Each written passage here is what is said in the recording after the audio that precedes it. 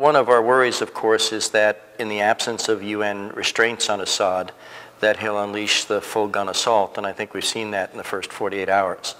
The second is that there may be added army defections, large numbers of folks moving over to the other side, but they're not very heavily armed. Which brings us to an interesting third option, and that is, in the absence of a UN resolution restraining outside states, which was Russia's goal, you may have neighboring states beginning to arm the rebels a good deal. Maybe even Western states if they're worried about humanitarian slaughter.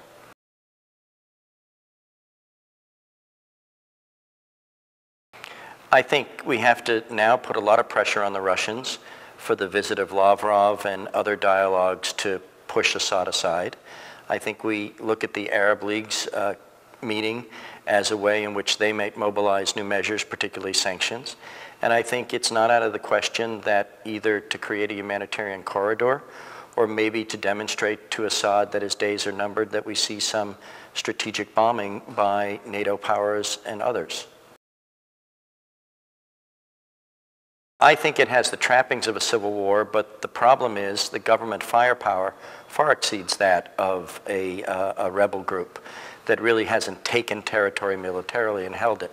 So in some respects, it's much worse on the bulk of the population than a civil war because they can't really take and hold territory. What you've done is you spread the government forces very thin in a very large country because the protests are so geographically spread.